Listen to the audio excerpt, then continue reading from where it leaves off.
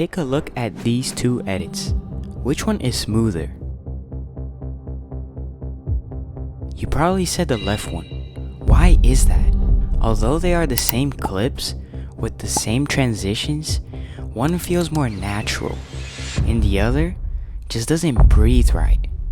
It's like the stiffer edit is talking at the viewer instead of with them. There's no rhythm, no emotion.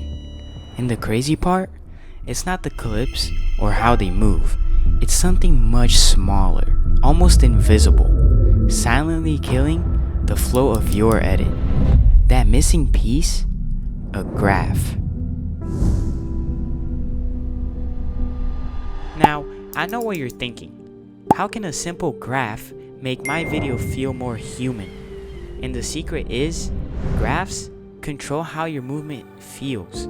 See, every motion in your video, from a zoom to a text slide, has speed. Without a graph, that motion goes at the same speed. But when you manipulate the graph by easing in or easing out, suddenly your movement breathes. Think of it like this. Every animation you make has two things: position and time. See, most beginners move their clips in straight lines. A start, an end, done. That's called linear motion. Linear motion keeps the exact same speed every single frame. Efficient? Yes. Emotional? Not at all. When you create and adjust the graph, you're shaping how your motion feels. A sharp curve can give a punch, impact, attitude, while a soft curve gives elegance, smoothness, and realism. Graphs give it that rhythm, that rise and fall your viewer can feel, even if they don't know why. Alright, so now that you know what graphs do, it's time to see how they completely change your edit. Because here's the truth. Most editors think their edits look smooth until they see what a proper graph can do. In this video, I'm going to show you exactly how to turn the motion in your videos from stiff and mechanical to seamless, organic, and alive. But here's the thing, if you just do your graphs with no purpose, your motion can actually look worse.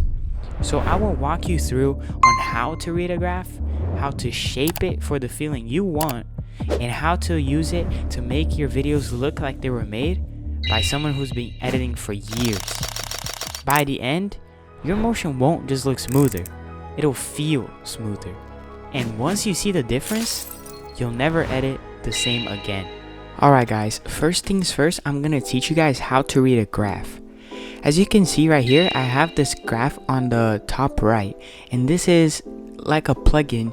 Not really a plugin, but it's a script that helps you make graphs really easy. However, you don't really need this to edit. This just makes editing a lot easier.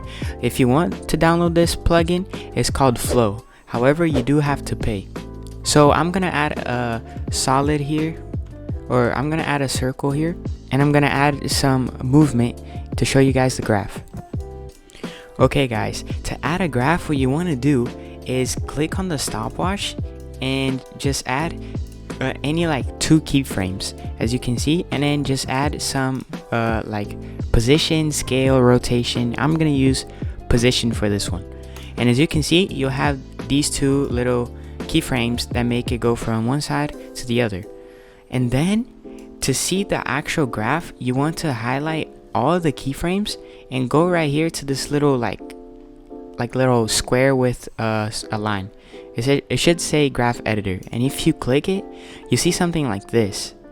This right here is, so the green line is the Y position and the red line is the X position. As you can see, the Y or the green line is straight because I have no movement going up and down, so it would stay the same. But however, this does go up, which is why this line is like diagonal. If we were to create something like a scale instead of a position, it would only show one line because it's only one thing, and that's the position, or for the scale, sorry. And then however, for the position, what I like to do is I like to go over to right here, right click and go to separate dimensions. And this right here, what it does, it creates two keyframes and two different lines, one for X position and one for Y position. And then as you can see right here, this is just for the X and this is just for the Y. So to make your graphs actually smooth, what you want to do is you want to go ahead and click F9. This easy eases. As you can see, I'll do it to this one as well, and see it changes the keyframe. So what this does, as you can see, you see how I'm able to control the line now with this. If I don't have easy ease, it will look something like this, and I can't change it. So that's why easy ease is very good. So now I'm going to show you what are the parts of a graph. How do you read a graph? So basically a graph is the speed. So let's say, for example, if I were to move this up here, as you can see, if I bring it up here, it's going to be closer to the end because it's like curving like higher. So if it's closer to the end, then it's gonna be faster. But if I do it over here, you see how it takes a longer time to build up, as if we were to just go straight at it, you know, doesn't take long. This right here would be a really fast graph, as you can see, because you see how small this is. It's like barely one frame and it's already up there. So that's the difference from a fast and slow graph. So I'll show you guys an example. A graph like this would be for an entry clip, or like for a movement that's just entering the scene. The opposite of that would be something like this, and this would be exiting out of the scene, as you guys can see. However, there are some other graphs that I really like, and I use it for a lot of my videos. And if you go back to this video or other videos, you'll see this type of movement that I do. And this graph that I use is, I go like this, and what this does is it goes slow at the start, and then it speeds up, and then it slows down again, as you can see. So it makes it really smooth. You can see the difference, as if you were to just do a graph with just the same position. You can really see the difference. It's like a ball rolling on a table. Like if you were to roll a ball, that's what it looks like. I really like using this for like smooth, like zoom. Like if you want to zoom out something, but you don't want to like have this like weird thing, I really like doing it like this. It really makes it a lot smoother. As you guys can see, there are way different graphs that you can do. Some graphs are smoother than others. If you use both here like this, it'll be really fast and it won't be that smooth, as you guys can see. This is more for like if you want an impact, and you can do the same for, or you could do the opposite too. This is for more impact for your videos. But if you want a smoother one, then you can do something like this, where you just drag one and this all the way back, and it's way smoother. Same goes with this one right here. And there's one more graph that I would like to show you guys, and it's this graph right here. Do you have a guess on what this graph does?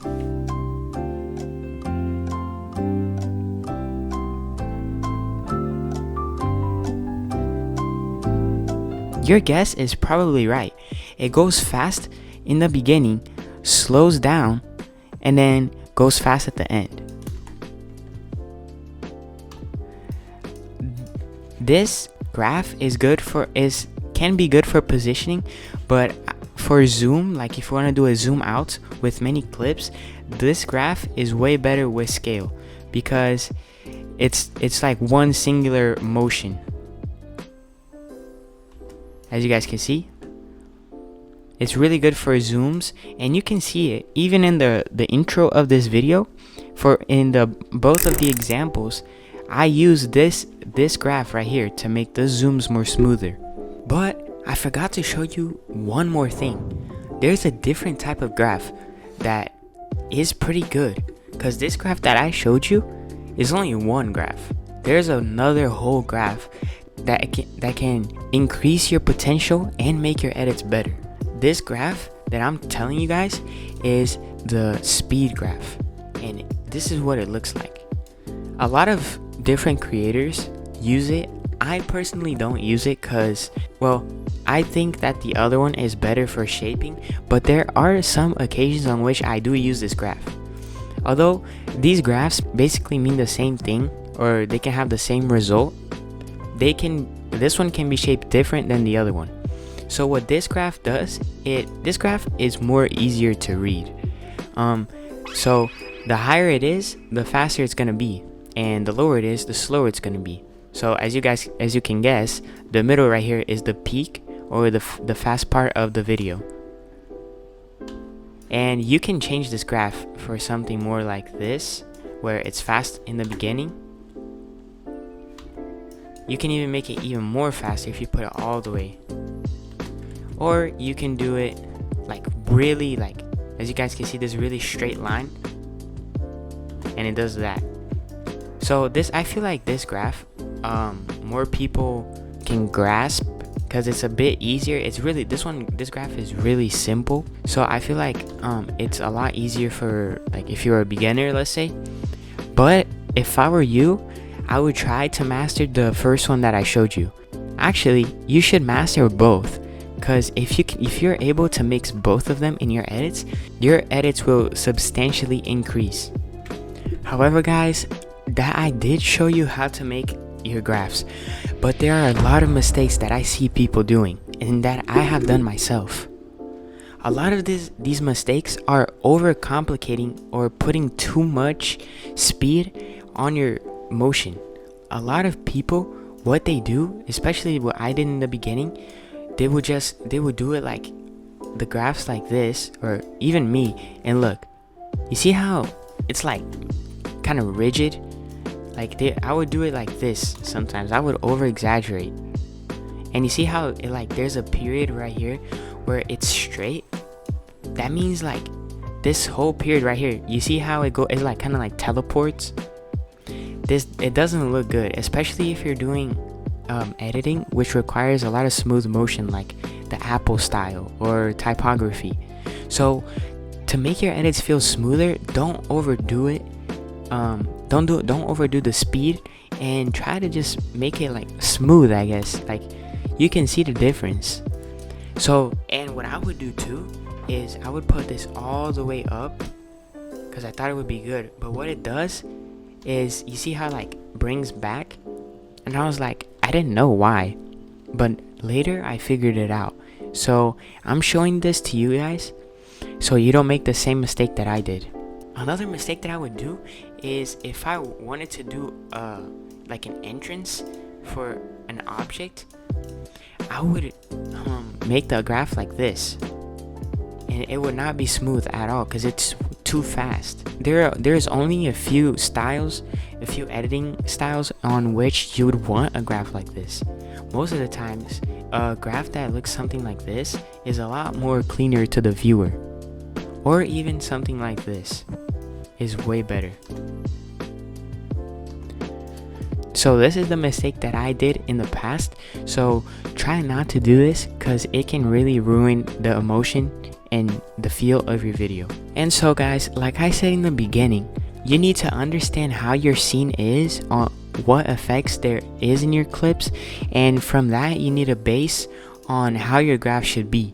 If you're having more like a fast clip, or the graph that you're doing is entering, you want more of like a faster graph like this. However, if yours is more like smooth, you want a more smooth, then you should do a graph like this. You can't, if you do the wrong graph for the wrong type of like motion, then it will look bad. This can be also right here. I don't know if people do this anymore, but back then there was an edit style called roto edits, and basically what people would do is, well, they do it with a null, but I'll just do it here. Is what would happen is the clip would be entering, the like in the middle, so they would have an in transition and an out transition. So this would be the in, and then they would add an out transition. And a mistake that I would do is I would put the wrong graphs for the in and the out. So as you can see, for the in, what did I say you needed for the in? You needed a fast to the entrance, so something like this.